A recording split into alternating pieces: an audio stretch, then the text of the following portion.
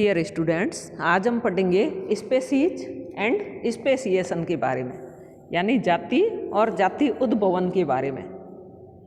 तो स्पेसीज के बारे में सबसे पहले सबसे अधिक मान्य या सर्वाधिक मान्य जो परिभाषा है वो अर्नेस्ट मायर के द्वारा दी गई थी और 3 अलग अलग कंसेप्ट दिए गए हैं, जिसमें से बायोलॉजिकल स्पेसीज कंसेप्ट जो है जैव जाति संकल्पना सर्वाधिक मान्यता प्राप्त संकल्पना है।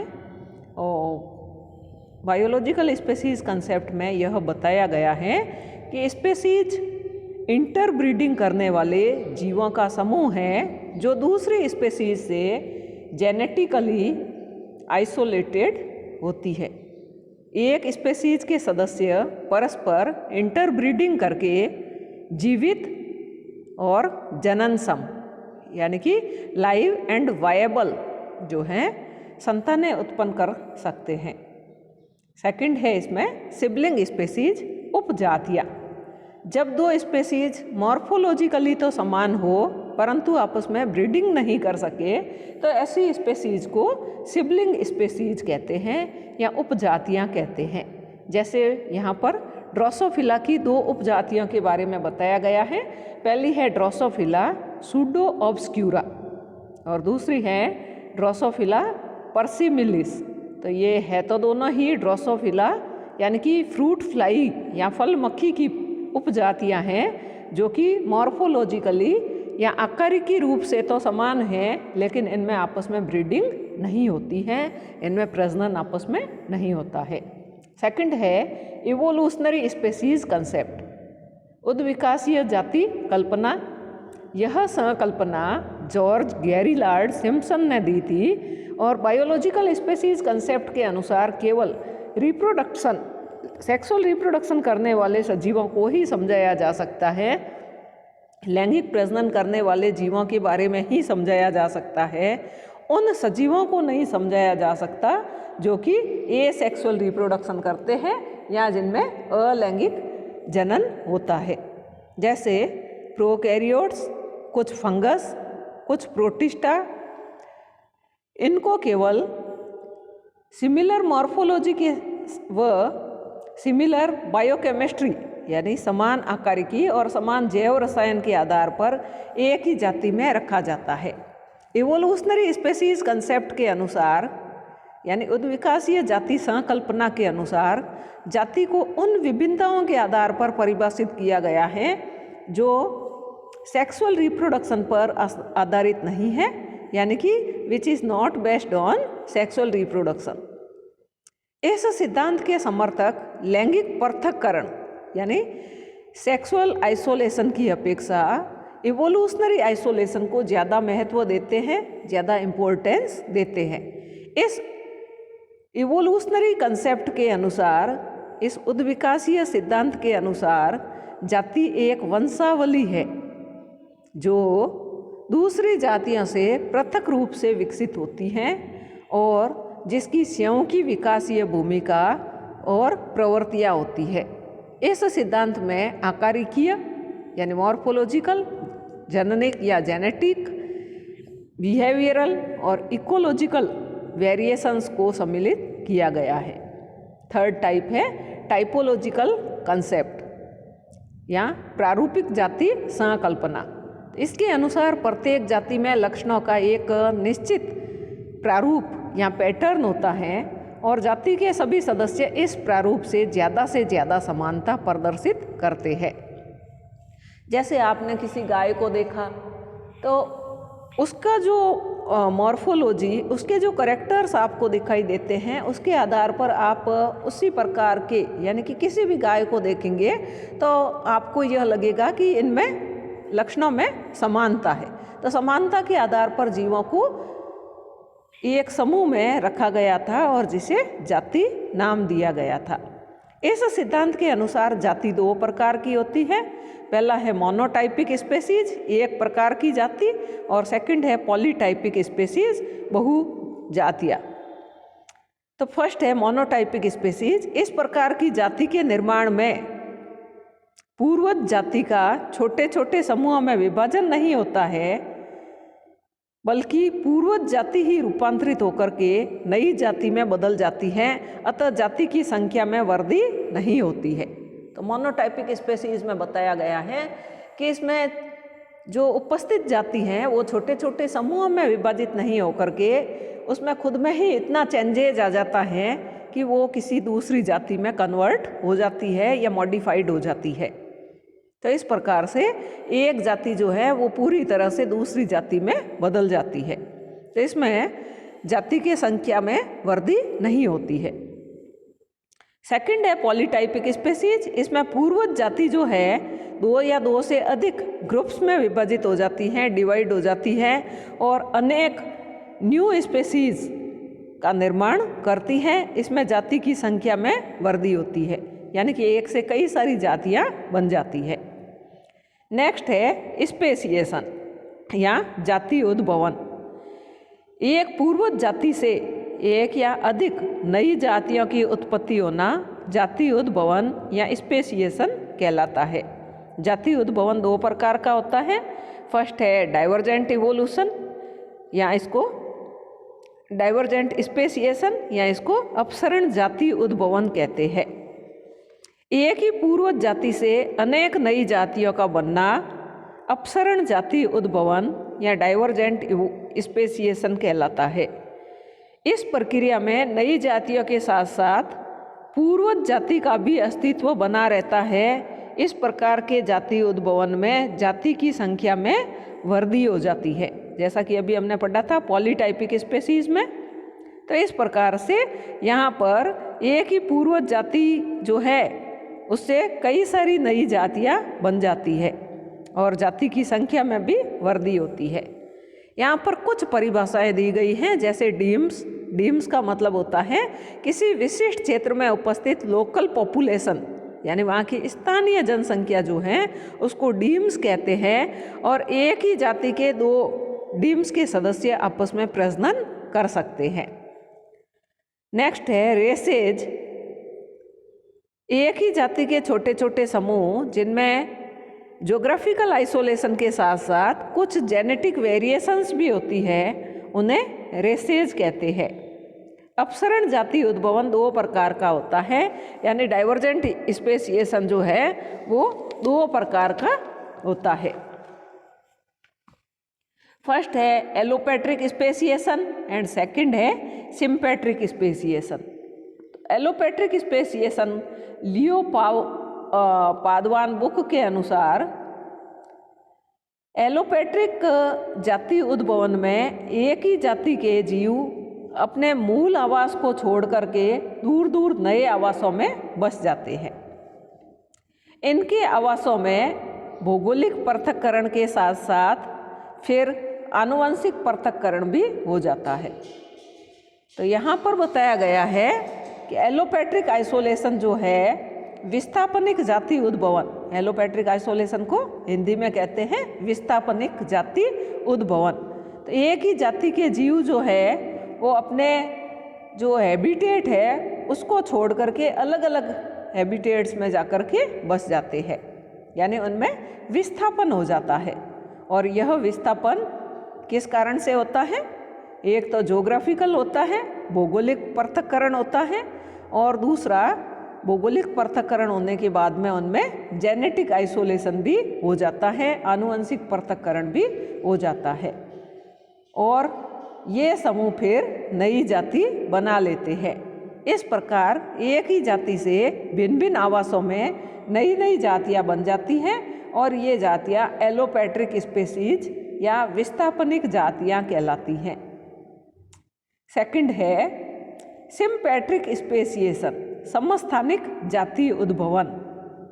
इस प्रकार के जाति उद्भवन में, इस प्रकार के स्पेसिएशन में मूल जाति का कोई भाग बिना किसी भौगोलिक अवरोध के, बिना किसी ज्योग्राफिकल आइसोलेशन के अपनी मूल जाति से जेनेटिकली आइसोलेटेड हो जाता है, जेनेटिकली सेपरेट हो जाता है। इसे सिम्पेट्रिक स्पेसिएशन कहते हैं और इस प्रकार से बनी जातियों को सिम्पेट्रिक स्पेसीज कहते हैं या इनको समस्थानिक जातियाँ कहते हैं। यह प्रक्रिया मूलतः पादपों में पाई जाती हैं और पॉलीप्लॉइडी के कारण होती है। जंतुओं में अगर इस प्रकार की कोई कंडीशन होती है तो वो म्यूटेशन के कारण हो सकती है। सेकंड है, तो पहला था डाइवर्जेंट स्पेसिएशन, विस्थापनिक जाति उद्भवन। दो प्रकार से होता है, allopatric speciation and sympatric speciation. Second है ट्रांसफॉर्मेशन स्पेसिएशन, रूपांतरण जाति उद्भवन। समय के साथ साथ पूर्वज जाति का अपने वातावरण के अनुसार अनुकूलित होकर के नई स्पेसीज में बदलना रूपांतरण जाति उद्भवन कहलाता है या ट्रांसफॉर्मेशन स्पेसिएशन कहलाता है। इस प्रक्रिया में नई जाति के बनने पर पुरानी जाति का अस्तित्व समाप्त हो जाता है, यानी कि जो जाति है वो यूं के यूं नई स्पेसीज में कन्वर्ट हो जाती है। तो पुरानी जाति जो है वो ख़त्म हो जाती है। वह जाति की संख्या में कोई वृद्धि नहीं होती है, जैसा कि हमने मोनोटाइपिक स्पेसीज में पढ़ा था। तो जाति की संख्या में कोई वृद्धि नहीं होती है। और ट्रांसफॉर्मेशन स्पेसिएशन भी दो प्रकार का होता है। पहला है फाइलेटिक इवोल्यूशन, सेकंड है क्वांटम इवोल्यूशन। तो फाइलेटिक इवोल्यूशन किसी भी जाति का क्रमिक परिवर्तनों द्वारा नई जाति में बदलना फाइलेटिक इवोल्यूशन कहलाता है। इसमें पूर्वज जाति समय के साथ साथ वातावरणीय परिस्थितियों के अनुसार अपने लक्षणों में परिवर्तन ला करके नई जाति में रूपांतरित हो जाती है।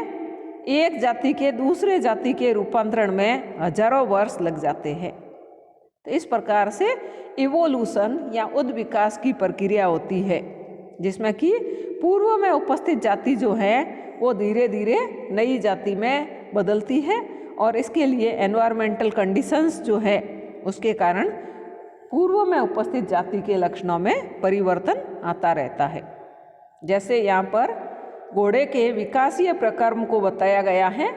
सबसे पहले जो घोड़ा पाया जाता था जो कि लोमड़ी के बराबर आकार का था, जिसमें 5 अंगुलियां पाई जाती थी, जिसको इयोहिप्पस नाम दिया गया था। इससे फिर विकसित अवस्था मीजोहिप्पस, फिर मैरिकहिप्पस, फिर प्लियोहिप्पस, और जो आधुनिक घोड़ा है जिसको हम इक्वस कहते हैं, तो इक्वस बना। तो इस प्रकार से इयोहिप्पस जो है घोड़े की प्रजाति, वो धीरे धीरे आधुनिक घोड़े में मॉडर्न हॉर्स या इक्वस में किस प्रकार से हजारों लाखों वर्षों में कन्वर्ट हो गई। सेकंड है क्वांटम इवोल्यूशन। यह जीवों में वृहद उत्परिवर्तनों के कारण होता है। लार्ज स्केल पर जब म्यूटेशन होते हैं तो उसके कारण होता है। इस प्रक्रिया में जीवों के लक्षणों में अचानक बड़े परिवर्तन हो जाते हैं और पूर्वज जाति तुरंत नई जाति में बदल जाती है। इस प्रकार के स्पेसिएशन में जातियों के बीच कनेक्टिंग लिंक्स या संयोजक कड़ियाँ अनुपस्थित होती है।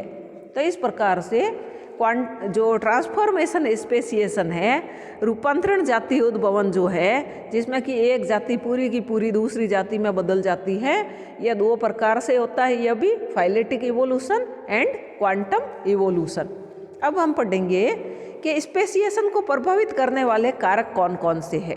तो स्पेसिएशन को प्रभावित करने वाले, जाति उद्भवन को प्रभावित करने वाले कारक जो मुख्य रूप से है isolation, hybridization, recombination, polyploidy and mutation. तो इसमें से सबसे पहले हम लेंगे आइसोलेशन या वियोजन, या इसको पार्थक्य कहते हैं।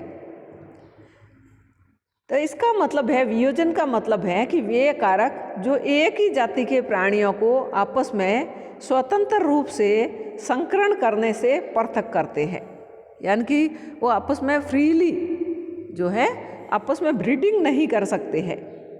ये ऐसे कारक जो है वो आइसोलेटिंग फैक्टर्स कहलाते हैं।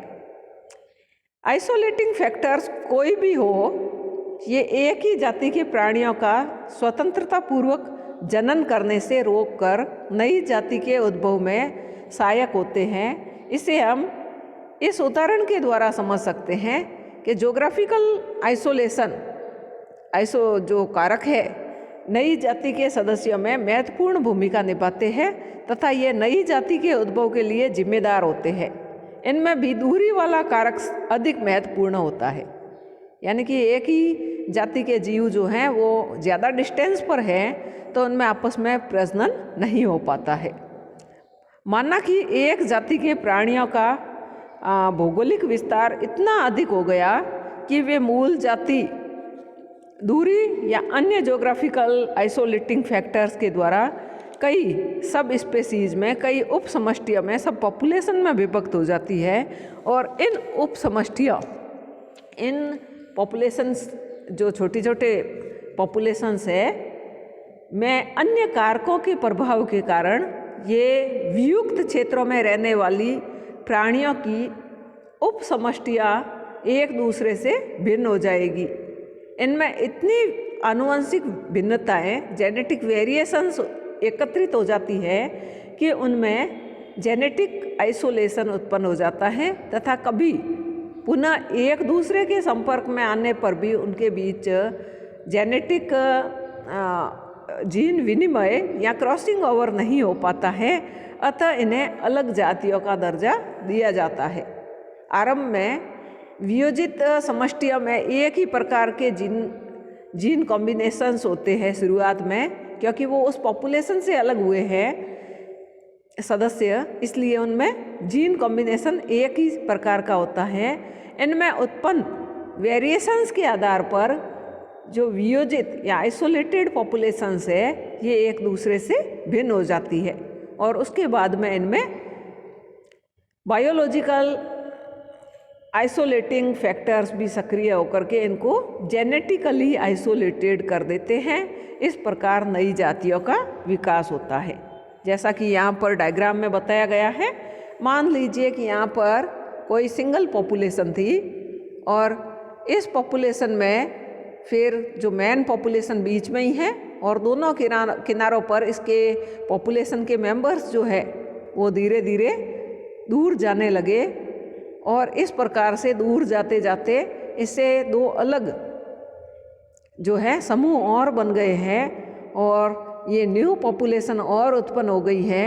और इन उत्पन्न होने वाली न्यू पॉपुलेशन जो है या पीछे बची हुई जो पॉपुलेशन है उस पर म्यूटेशन प्रेशर काम करता है। तो इस प्रकार से म्यूटेशन प्रेशर के काम करने से यह ओरिजिनल स्पेसीज जो हैं और इसके अलावा यहाँ पर न्यू स्पेसीज भी बन जाती हैं। और जब कभी ये आपस में पास में आती है तो जैसा कि पीछे बताया गया है, न्यू पॉपुलेशन की तो इसके साथ में मैन के साथ में ब्रीडिंग हो जाती है, लेकिन आगे की तरफ जो बताया गया है इसके द्वारा नई स्पेसीज यानी एक नई ही प्रजाति उत्पन्न हो जाती है। सेकंड फैक्टर है हाइब्रिडाइजेशन या संकरण। किन्हीं भी अलग अलग पॉपुलेशंस के एक ही जाति के प्राणियों के बीच में जनन को संकरण कहते हैं, हाइब्रिडाइजेशन कहते हैं। और संकरण के कारण एक पॉपुलेशन के जीन पूल में नए जीनों का प्रवेश होता है। तो अलग अलग पॉपुलेशंस की एक ही जाति के प्राणियों के बीच में जनन जब होता है तो उसको संकरण कहते हैं। और इसके द्वारा एक पॉपुलेशन के जीन पूल में नए जीन जो है वो प्रवेश करते हैं। ऐसा तभी होता है जब एक पॉपुलेशन के प्राणी माइग्रेशन द्वारा दूसरी पॉपुलेशन में आ जाते हैं।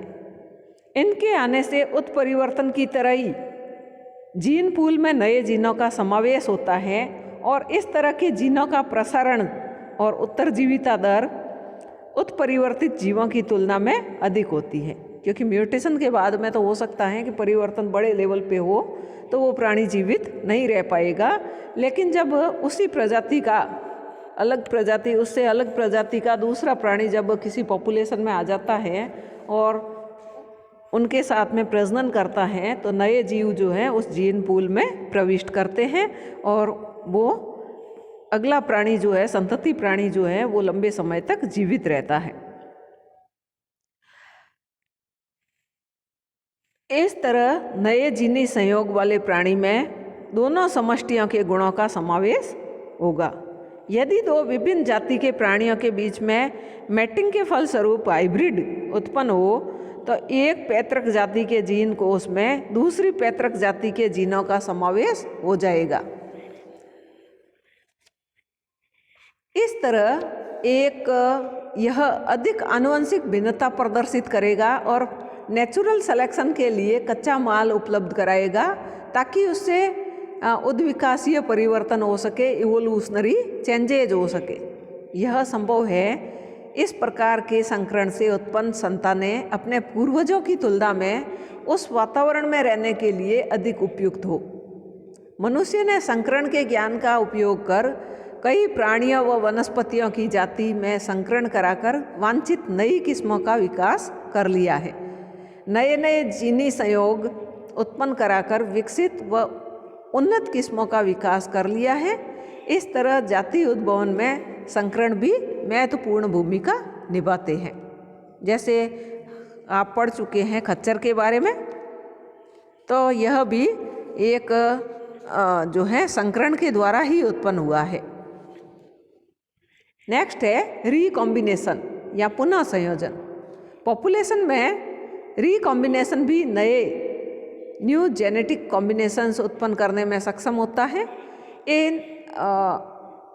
इस प्रक्रिया में पॉपुलेशन के जीन पूल में उपस्थित पुराने जीन जो हैं वो hybridization, crossing over, independent law of independent assortment और क्रोमोसोमल म्यूटेशन तथा रैंडम मैटिंग ऑफ गैमेट्स के कारण नए संयोजनों में रूपांतरित होते रहते हैं और ये नए संयोजन जो हैं स्पेसिएशन में सहायक हो सकते हैं।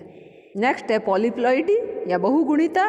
वैसे तो जाति के उद्भव में सैकड़ों या हजारों वर्ष लगते हैं, परंतु पॉलीप्लॉइडी के द्वारा एक ही चरण में नई जाति का उद्भव हो जाता है। पॉलीप्लॉइडी एक आनुवंशिक घटना है जिसमें किसी भी प्राणी के जीनोम में एप्लॉइड गुणसूत्रों के सेट की वृद्धि हो जाती है। सामान्य अवस्था में प्राणी कोशिका में द्विगुणित गुणसूत्र पाए जाते हैं, 2n क्रोमोसोम्स पाए जाते हैं, परंतु पॉलीप्लॉइडी के द्वारा उत्पन्न प्राणियों में गुणसूत्रों के 3 और 4 और इससे भी अधिक सेट्स उपस्थित हो सकते हैं। इस तरह पॉलीप्लॉइड एनिमल्स और उनके डिप्लॉइड जो प्रजनक है इनके बीच में जेनेटिक वेरिएशन उत्पन्न हो जाता है और इस तरह एक ही चरण में नई जाति उत्पन्न हो जाती है। पॉलीप्लॉइडी के द्वारा न्यू स्पेसीज का इवोल्यूशन पादपों में अधिक सामान्य रूप से पाया जाता है। जंतुओं में यह विधि कभी कभी पाई जाती है और उसमें भी एक क्रोमोसोम या एक जोड़ी क्रोमोसोम कम होता है या एक क्रोमोसोम या एक जोड़ी क्रोमोसोम की संख्या बढ़ती है। नेक्स्ट है म्यूटेशन। किसी भी समष्टि में, किसी भी पॉपुलेशन में दो प्राणी एक समान नहीं पाए जाते हैं। उनमें न केवल मॉर्फोलॉजिकल बल्कि फिजियोलॉजिकल और जेनेटिक डिफरेंस भी आ जाते हैं। इस तरह की विभिन्नताएं, इस तरह की वेरिएशंस जीनों की संरचना में वास्तविक परिवर्तन के कारण उत्पन्न होती है। जीनों की संरचना में होने वाले परिवर्तन उत्परिवर्तन या म्यूटेशन कहलाते हैं। वैसे तो कोशिका विभाजन के समय डीएनए का डुप्लीकेशन बिल्कुल सही रूप से होता है, परंतु फिर भी डीएनए की संरचना में परिवर्तन की संभावना हर समय बनी रहती है। डीएनए की संरचना में एक न्यूक्लियोटाइड के जुड़ जाने या हट जाने से डीएनए के अणु के नाइट्रोजन बेसेज जो हैं उनका क्रम या उनकी सीरीज बदल जाएगी। इससे जीन का व्यवहार भी बदल जाएगा और इस तरह के उत्परिवर्तन जो है, इस प्रकार के जो परिवर्तन है एक बिंदु पथ पर, एक लोकस पर मल्टीपल जीन अवस्था उत्पन्न करते हैं और ये नवनिर्मित जीन समष्टि में किसी जीव की जीन फ्रीक्वेंसी को घटा देते हैं। यह आवश्यक नहीं कि उत्परिवर्तन लाभकारी ही हो, यह हानिकारक भी हो सकते हैं। उत्परिवर्तन प्रभावी व अप्रभावी भी हो सकते हैं। प्रभावी उत्परिवर्तनों का प्रभाव तो अगली पीढ़ी में दिखाई देने लगता है, जबकि अप्रभावी उत्परिवर्तनों के प्रभाव को उत्पन्न होने में काफ़ी समय लगता है। इस तरह उत्परिवर्तनों के होते रहने से नई जाति का उद्भव हो सकता है। मैकेनिज्म ऑफ और ओरिजिन ऑफ स्पेसीज, तो यह जाति उद्भवन की क्रियाविधि दो प्रकार से होती है। फर्स्ट है फाइलेटिक इवोल्यूशन एंड सेकंड है स्पेसिएशन। तो फाइलेटिक इवोल्यूशन में इस तरह की, जैसा कि अभी हमने पढ़ा था कि एक ही जाति के जीव जो है वो उनमें छोटे छोटे ग्रुप्स में नहीं बदल करके वो किसी सीधे के सीधे दूसरी जाति में बदल जाते हैं, या दूसरी जाति जो है वो धीरे धीरे तीसरी जाति में बदल जाती है। जैसे कि यहाँ डायग्राम में नीचे बताया गया है, प्रथम जाति ए है, यह द्वितीय जाति बी में बदल गई है, और यह बी जो है वो तीसरी एक जाति सी में बदल गई है। तो इस प्रकार से एक जाति के सदस्य जो हैं वो पूरे के पूरे जो हैं वो दूसरी जाति में बदल जाते हैं। सेकंड है स्पेसिएशन। तो इस प्रकार में एक जाति जो है वो पूरी की पूरी दूसरी जाति में कन्वर्ट नहीं होकर छोटे छोटे ग्रुप्स में बदल जाती है, और इन ग्रुप्स के द्वारा कई सारी जातियों का निर्माण हो जाता है। इस प्रकार से इनमें जाति में जीवों की संख्या में वृद्धि होती है और एक जाति से कई सारी उपजातियां बन जाती है। Thank you.